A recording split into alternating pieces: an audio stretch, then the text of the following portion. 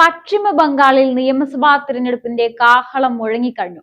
എന്നാൽ തിരഞ്ഞെടുപ്പിന് തൊട്ടു മുമ്പ് ബംഗാളിലെ രാഷ്ട്രീയ അന്തരീക്ഷം വല്ലാതെ പുകയുകയാണ്. മറ്റൊന്നുമല്ല കാരണം, വോട്ടർ പട്ടികയിൽ നടന്ന വൻ ശുദ്ധീകരണമാണ്. 91 ലക്ഷം വ്യാജ വോട്ടർമാരെ പട്ടികയിൽ നിന്ന് പുറത്താക്കിയതോടെ മുഖ്യമന്ത്രി മമതാ ബാനർജി അക്ഷരാർത്ഥത്തിൽ വിറളി പിടിച്ചിരിക്കുകയാണ്. BJPയും തിരഞ്ഞെടുപ്പ് കമ്മീഷനും ഒത്തുകളിക്കുന്നു എന്നാണ് അവരുടെ ആരോപണം. എന്നാൽ സത്യം അതല്ല. ഇന്ത്യയുടെ ആഭ്യന്തര സുരക്ഷയും ജനാധിപത്യത്തിന്റെ വിശുദ്ധിയും വീണ്ടെടുക്കാനുള്ള മോദി സർക്കാരിന്റെ ഇച്ഛാശക്തിയാണ് ഇവിടെ നിങ്ങൾ കാണുന്നത്. ബംഗാൾ ഇന്ന് നേരിടുന്ന ഏറ്റവും വലിയ വിപത്ത് എന്താണ്? അത് അതിർത്തി കടന്നുള്ള അനധികൃത നുഴഞ്ഞുകയറ്റമാണ്.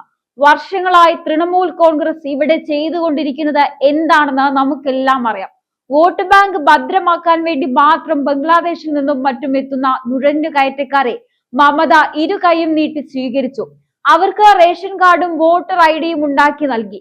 ഇന്ത്യയിലെ യഥാർത്ഥ പൗരന്മാരുടെ അവകാശങ്ങൾ കവർന്നെടുത്ത ഈ നുഴഞ്ഞുകയറ്റക്കാർക്ക് നൽകുന്ന കാഴ്ചയാണ് നമ്മൾ അവിടെ കണ്ടത്. ഇപ്പോൾ 91 ലക്ഷം പേർ വോട്ടർ പട്ടികയിൽ നിന്ന് പുറത്തായപ്പോൾ മമത കോടതിയിൽ പോകുമെന്ന് പറയുന്നത് ആരെ സംരക്ഷിക്കാനാണ്? ഇന്ത്യയുടെ മണ്ണിൽ നിയമവിരുദ്ധമായി കഴിയുന്നവരെ സംരക്ഷിക്കാനാണോ ഒരു മുഖ്യമന്ത്രി ശ്രമിക്കേണ്ടത്? ഇവിടെയാണ് നരേന്ദ്രമോദി എന്ന ഭരണാധികാരിയുടെ പ്രസക്തി. സബ്കാ സത് സബ്കാ വികാസ് എന്ന് പറയുമ്പോഴും രാജ്യത്തിന്റെ സുരക്ഷയുടെ കാര്യത്തിൽ അദ്ദേഹം വിട്ടുവീഴ്ച ചെയ്യാറില്ല. വോട്ടർ പട്ടികയിലെ ഈ ശുദ്ധീകരണം ജനാധിപത്യത്തെ ശുദ്ധീകരിക്കലാണ്. അർഹതയില്ലാത്ത ഒരാൾ പോലും വോട്ട് രേഖപ്പെടുത്തി ഇന്ത്യയുടെ ഭാവി തീരുമാനിക്കരുത് എന്ന നിർബന്ധം മോദി സർക്കാരിനുണ്ട്. തിരഞ്ഞെടുപ്പ് കമ്മീഷൻ സ്വതന്ത്രമായ പരിശോധനകളിലൂടെയാണ് ഈ വ്യാജന്മാരെ കണ്ടെത്തിയത്. ഇതിനെ രാഷ്ട്രീയമായി നേരിടാൻ കഴിയാത്തത് കൊണ്ടാണ് മമത ഇപ്പോൾ വർഗീയ കാടിറക്കുന്നത്. ഭവാനിപൂരിൽ മമത നടത്തിയ പ്രസംഗം കേട്ടാൽ ഏതൊരു സാധാരണക്കാരനും ചിരിച്ചു പോകും. BJP വന്നാൽ മത്സ്യം കഴിക്കാൻ സമ്മതിക്കില്ല പോലും. ബംഗാളി ഭാഷ ഇല്ലാതാകുമത്രേ. എത്ര തരം താഴ്ന്ന രാഷ്ട്രീയമാണിത്! വികസനത്തെക്കുറിച്ചോ തൊഴിലവസരങ്ങളെ കുറിച്ചോ സംസാരിക്കാൻ മമതയ്ക്ക് കഴിയില്ല. കാരണം ബംഗാളിനെ അവർ അക്രമ രാഷ്ട്രീയത്തിന്റെ കേന്ദ്രമാക്കി മാറ്റിയിരിക്കുകയാണ്. അതുകൊണ്ട് ജനങ്ങളെ ഭയപ്പെടുത്തി വോട്ട് പിടിക്കാനാണ് അവർ നോക്കുന്നത്. പക്ഷെ ബംഗാളിലെ ജനങ്ങൾ മാറി ചിന്തിച്ചു തുടങ്ങിയിരിക്കുന്നു. തങ്ങളുടെ ഭക്ഷണത്തെയും ഭാഷയെയും ആരും തടയില്ലെന്നും മമതയുടെ ഈ ഭയപ്പെടുത്തൽ വെറും രാഷ്ട്രീയ നാടകമാണെന്നും അവർ തിരിച്ചറിഞ്ഞു കഴിഞ്ഞു. ഒഴിവാക്കപ്പെട്ടവരിൽ കൂടുതൽ പേർ മുസ്ലിം വിഭാഗമാണെന്ന് പറഞ്ഞ് വർഗീയ കലാപത്തിനാണ് മമത ആക്കം കൂട്ടുന്നത്. എന്നാൽ നിയമവിരുദ്ധമായി രാജ്യത്ത് കഴിയുന്ന ഒരാൾക്ക് ഏത് മതമായാലും വോട്ടവകാശം നൽകാൻ കഴിയില്ല. മുർഷിദാബാദിലും നന്ദിഗ്രാമിലും നടന്നത് നിയമപരമായ നടപടികൾ മാത്രമാണ്. രാജ്യത്തെ മറ്റ് BJP ഭരണ സംസ്ഥാനങ്ങളിൽ പോലും വോട്ടർ പട്ടികയിൽ നിന്ന് വലിയ തോതിൽ പേര് നീക്കം ചെയ്തിട്ടുണ്ട്. അവിടങ്ങളിൽ ഒന്നുമില്ലാത്ത എന്ത് പ്രത്യേകതയാണ് ബംഗാളിനുള്ളത്? നുഴഞ്ഞുകയറ്റക്കാരെ സ്വന്തം സഹോദരങ്ങളായി കാണുന്ന മമതയുടെ നയം ബംഗാളിന്റെ സാംസ്കാരിക തനിമയെ തന്നെ നശിപ്പിച്ചുകൊണ്ടിരിക്കുകയാണ്. ദളിത് വിഭാഗങ്ങളെ BJP വഞ്ചിച്ചു എന്നാണ് മമതയുടെ മറ്റൊരു ആരോപണം. എന്നാൽ നരേന്ദ്രമോദി സർക്കാർ കൊണ്ടുവന്ന CAA എന്ന നിയമം ഈ പീഡിപ്പിക്കപ്പെട്ട അഭയാർത്ഥികൾക്ക് പൗരത്വം നൽകാനാണ് ലക്ഷ്യമിടുന്നത്. അന്ന് ആ നിയമത്തെ എതിർത്ത് തെരുവിലിറങ്ങിയ മമത ഇന്ന് അവരുടെ വോട്ടിന് വേണ്ടി മുതലക്കണ്ണീർ ഒഴുക്കുകയാണ്. മധുവ വിഭാഗത്തിന് അറിയാം തങ്ങളെ വഞ്ചിച്ചത് BJP അല്ല, മറിച്ച് അവരെ ഇത്രയും കാലം വോട്ട് ബാങ്കായി മാത്രം കണ്ട തൃണമൂൽ കോൺഗ്രസ് ആണെന്ന്. ബംഗാൾ മാറുകയാണ്. അഴിമതിയുടെയും ആക്രമണത്തിന്റെയും നുഴഞ്ഞുകയറ്റത്തിന്റെയും രാഷ്ട്രീയത്തിന് അന്ത്യം കുറിക്കാൻ ബംഗാൾ തയ്യാറെടുത്തു കഴിഞ്ഞു. വോട്ടർ പട്ടികയിലെ ഈ ശുദ്ധീകരണം ഒരു തുടക്കം മാത്രമാണ്. അർഹതയുള്ള ഇന്ത്യൻ പൗരന്മാർ മാത്രം വോട്ട് ചെയ്യുന്ന സുതാര്യമായ ഒരു തിരഞ്ഞെടുപ്പിലൂടെ ബംഗാൾ വീണ്ടും ഇന്ത്യയുടെ അഭിമാനമായി മാറും. മോദി നൽകുന്ന വികസനത്തിന്റെ പാതയിലേക്ക് ബംഗാളും വൈകാതെ എത്തുമെന്ന കാര്യത്തിൽ സംശയമില്ല. മമതയുടെ കോടതി നാടകങ്ങൾക്കൊന്നും ഈ മാറ്റത്തെ തടയാൻ കഴിയില്ല. പശ്ചിമ ബംഗാളിൽ ഇപ്പോൾ നടക്കുന്നത് കേവലം ഒരു വോട്ടർ പട്ടിക പുതുക്കലല്ല, മറിച്ച് വർഷങ്ങളായി മമതാ ബാനർജി കെട്ടിപ്പടുത്ത അഴിമതിയുടെയും നുഴഞ്ഞുകയറ്റത്തിന്റെയും രാഷ്ട്രീയ കോട്ടകൾ തകർക്കപ്പെടുകയാണ്. ഇത്രയും വ്യാജ വോട്ടർമാരെ പുറത്താക്കുമ്പോൾ അത് ജനാധിപത്യത്തോടുള്ള വെല്ലുവിളിയാണെന്ന് പറയുന്ന മമതയോട് ഒരു കാര്യം ചോദിക്കാനുണ്ട്. ഇത്രയും വർഷത്തിനിടെ ബംഗാളിലെ ജനസംഖ്യാ നിരക്കിലുണ്ടായ അസ്വാഭാവികമായ വർധനവ് താങ്കൾ കണ്ടില്ലെന്ന് നടിക്കുകയാണോ? നുഴഞ്ഞുകയറ്റക്കാരെ അതിർത്തി കടത്തിക്കൊണ്ട് അവർക്ക് വോട്ടവകാശവും ആനുകൂല്യങ്ങളും നൽകി സ്വന്തം വോട്ട് ബാങ്ക് സുരക്ഷിതമാക്കിയ മമതയുടെ തന്ത്രങ്ങൾ ഇനി നടപ്പില്ല. നരേന്ദ്രമോദി എന്ന ഭരണാധികാരിയുടെ കീഴിൽ ഇന്ത്യയുടെ ഓരോ ഇഞ്ചും സുരക്ഷിതമാണ്. അർഹതപ്പെട്ടവർക്ക് മാത്രം അംഗീകാരം എന്നതാണ് ഈ സർക്കാരിന്റെ നയം. വോട്ടർ പട്ടികയിലെ ഈ ശുദ്ധീകരണം വഴി ബംഗാളിലെ യഥാർത്ഥ പൗരന്മാരുടെ വോട്ടിന് ഇന്നും കൂടുതൽ മൂല്യം ലഭിച്ചിരിക്കുകയാണ്. വ്യാജ വോട്ടർമാരെ വെച്ച് ഭരണം നിലനിർത്താമെന്ന മമതയുടെ മോഹത്തിനാണ് ഇന്ന് തിരശ്ശീല വീണിരിക്കുന്നത്. ഭക്ഷണത്തിന്റെയോ ഭാഷയുടെയോ പേരിൽ ജനങ്ങളെ ഭിന്നിപ്പിക്കാൻ ശ്രമിക്കുന്ന മമത ഒരു കാര്യം ഓർക്കുന്നത് നന്നായിരിക്കും. ബംഗാളിലെ ജനങ്ങൾ വിവേകമുള്ളവരാണ്. അവർക്ക് വികസനം വേണം, അവർക്ക് സുരക്ഷ വേണം, എല്ലാത്തിലും ഉപരി അവർക്ക് നിയമവാഴ്ചയുള്ള ഒരു സംസ്ഥാനം വേണം. ആക്രമണ രാഷ്ട്രീയത്തിലൂടെയും വർഗീയ ധ്രുവീകരണത്തിലൂടെയും ഇനിയും അധികാരത്തിൽ തുടരാമെന്ന് മമത കരുതുന്നുണ്ടെങ്കിൽ അത് വെറും മോഹം മാത്രമാണ്. വരാനിരിക്കുന്ന നിയമസഭാ തിരഞ്ഞെടുപ്പ് മമതയുടെ ഈ ഏകാധിപത്യ ഭരണത്തിനുള്ള അന്ത്യവിധിയായിരിക്കും. കേന്ദ്ര സർക്കാരിന്റെ വികസന പദ്ധതികൾക്കൊപ്പം നിൽക്കാൻ നുഴഞ്ഞുകയറ്റക്കാരില്ലാത്ത ശാന്തമായ ഒരു ബംഗാൾ കെട്ടിപ്പടുക്കാൻ BJPക്ക് കരുത്ത് നൽകേണ്ട സമയം അതിക്രമിച്ചിരിക്കുന്നു. മമതയുടെ ഭരണത്തിൽ ബംഗാൾ ഇന്ന് ആക്രമണങ്ങളുടെ നാടായി മാറിയിരിക്കുകയാണ്. രാഷ്ട്രീയ എതിരാളികളെ കായികമായി നേരിടുന്നതും പഞ്ചായത്ത് തിരഞ്ഞെടുപ്പുകളിൽ പോലും വോട്ട് ചെയ്യാൻ ജനങ്ങളെ അനുവദിക്കാത്തതും നമ്മൾ കണ്ടതാണ്.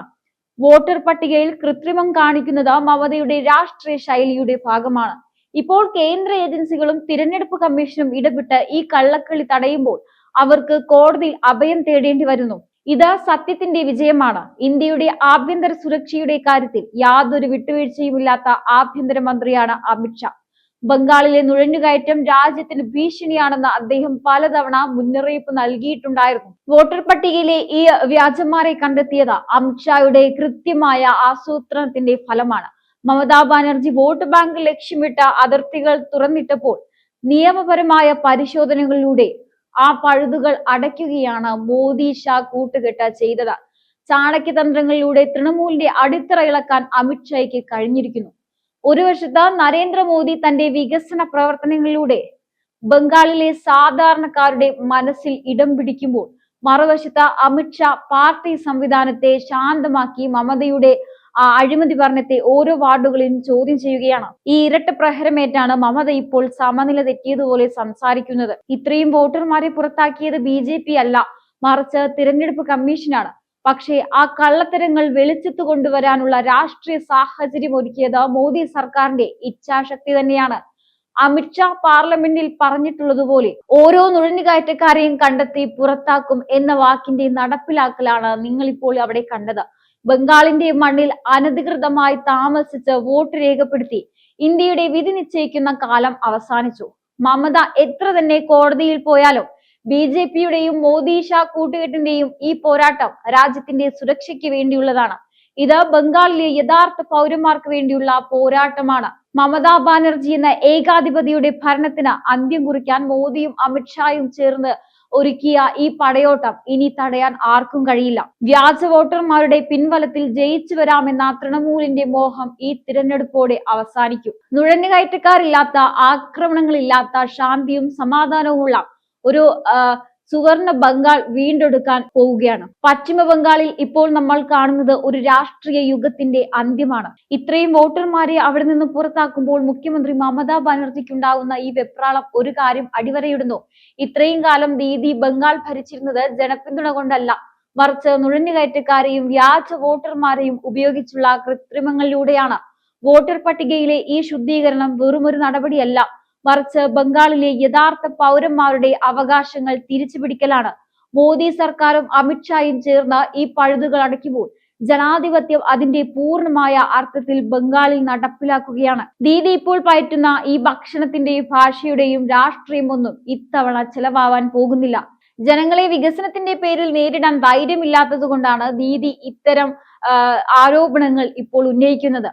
നരേന്ദ്രമോദി എന്ന ഭരണാധികാരി ബംഗാളിന് വാഗ്ദാനം ചെയ്യുന്നത് വികസനമാണ്, തൊഴിലാണ്, സുരക്ഷയാണ്.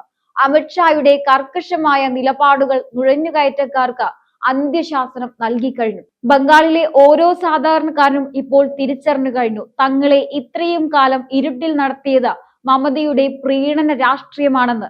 സ്വന്തം വോട്ട് ബാങ്ക് സംരക്ഷിക്കാൻ രാജ്യസുരക്ഷയെ പോലും പണയപ്പെടുത്തിയ ഒരു ഭരണകൂടത്തിന് ഇനി ബംഗാളിൽ സ്ഥാനമില്ല.